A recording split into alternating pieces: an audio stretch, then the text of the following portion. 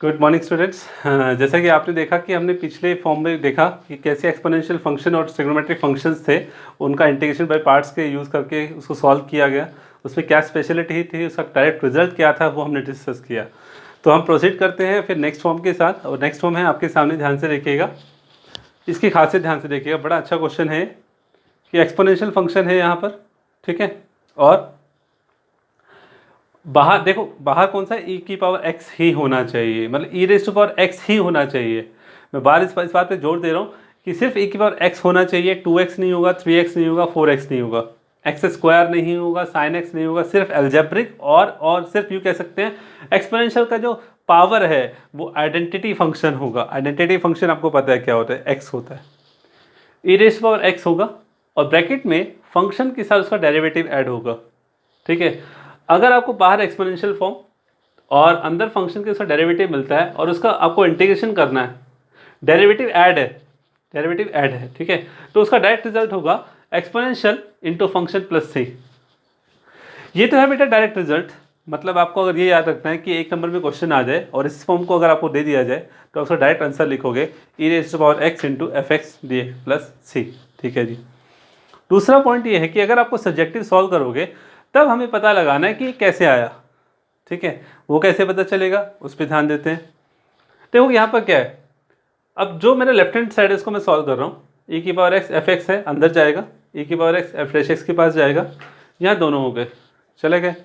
अब थोड़ा ध्यान देना है स्टूडेंट, एक बात आप ध्यान रखिएगा, हमें देखिए यहाँ पर प्रोडक्ट फंक्शन मिल रहा है u into v, but remember that u into v just says we have to use integration by parts.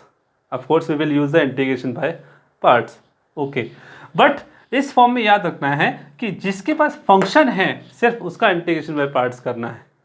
जहाँ पर एक्सपोनेंशियल का जो डेरिवेटिव था वो एज इट इज रहेगा, उसे नहीं छेड़ना है, उसे सॉल्व नहीं करना है, क्लियर।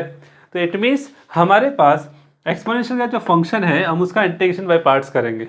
कैसे करेंगे, ध्यान देखिएगा, जो फंक्शन है उसको, अब देखो exponential function of course ILATE के हिसाब से ई सबसे लास्ट में होता है और फंक्शन आपका कुछ भी हो सकता है, इनवर्स, लॉगरिथमिक, अलजेब्रिक और ट्रिग्नोमेट्रिक, बिल्कुल सही।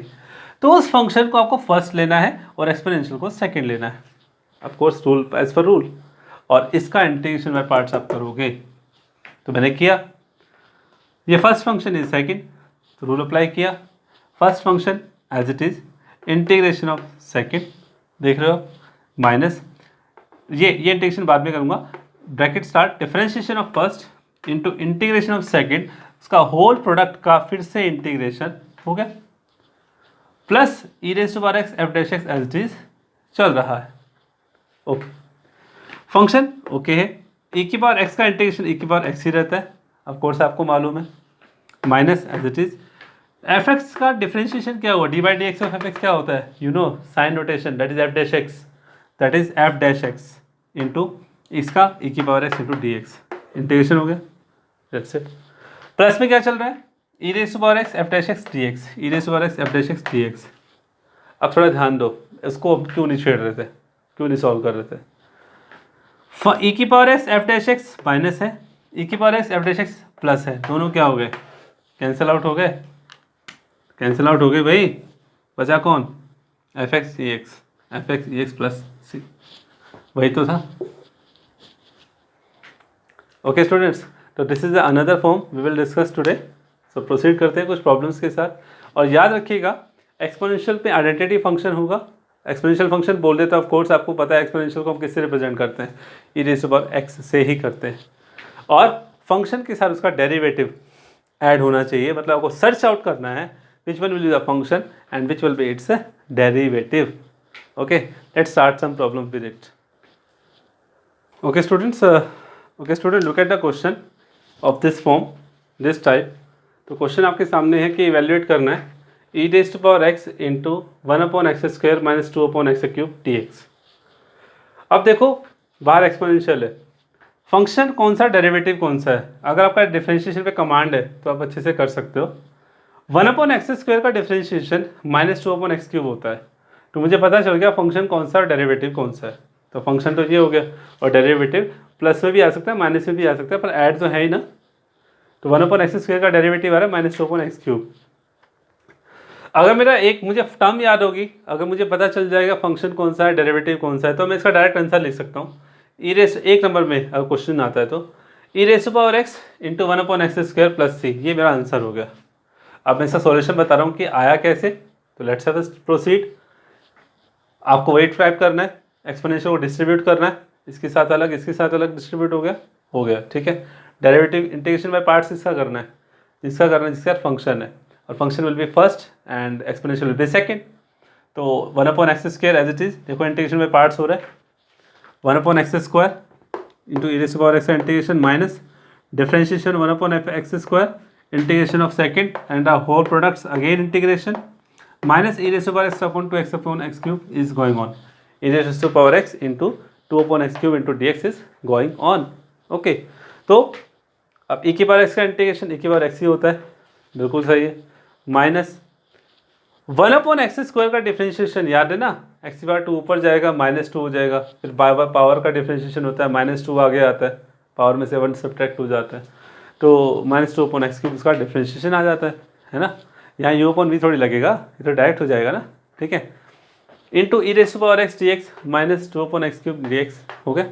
अब देखो माइनस माइनस क्या हो, plus 2/x³ e⁻x dx minus 2/x³ e⁻x dx, तो हुआ क्या, दोनों कैंसिल हो गए, बचा कौन, e⁻x/x² प्लस सिम। तो स्टूडेंट इस तरीके से आपको करना है। एक प्रॉब्लम और बताता हूँ, यहाँ तो डायरेक्ट पता चल रहा था फंक्शन कौन सा, डेरिवेटिव कौन सा है, बट उसमें ना सर्च आउट करना पड़ता है। तो let's proceed another problem. Yes students, look at the problem related to the another form, this one इसी फॉर्म की एक और टाइप है, वो क्या है देखिए, integration of √1 - sin x upon 1 + cos x into e⁻x/2 dx। अब पता है क्या है, प्रैक्टिस के ऊपर है सारा खेल, दूर दूर तक समझ में नहीं आएगा कि ये इसकी फॉर्म है क्या, कैसे, देखो बाहर एक्सपोनेंशियल है, ये सब ये फॉर्म इसी की है, कैसे समझ में आएगा। एक्सपोनेंशियल का रूल देखो, वो क्या कह रहा था, -x/2, x सिर्फ आइडेंटिटी होना चाहिए, यहाँ -x/2 आ गया। तो सबसे पहले इसी ने हिंट दिया कि -x/2 को कुछ किया जाए, तो हमने क्या किया, पुट किया -x/2 को z। ओके, x की वैल्यू फाइंड आउट कर ली, -2z हो गई, क्योंकि यहाँ पर dx है ना, और x यहाँ पर यूज होगा, यहाँ x है यहाँ x है। तो क्या होगा, सब्सटीट्यूशन से आप अच्छे से फैमिलियर होंगे ना, कैसे हमें पुट करना पड़ता है। जब हमने इसको z पुट कर लिया तो ऑफ कोर्स पूरा फंक्शन z में कन्वर्ट होने वाला है।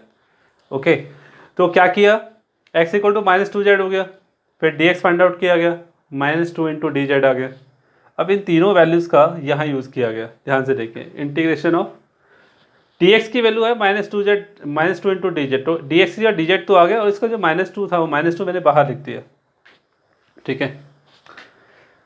√1 - sin x, x की वैल्यू क्या है देखो, -2z, वो यहाँ पुट हो गई, नीचे x था वहाँ -2z यूज हो गया, e की पावर में -x/2 था जिसको z पुट किया था, तो e⁻z × dz हो गया।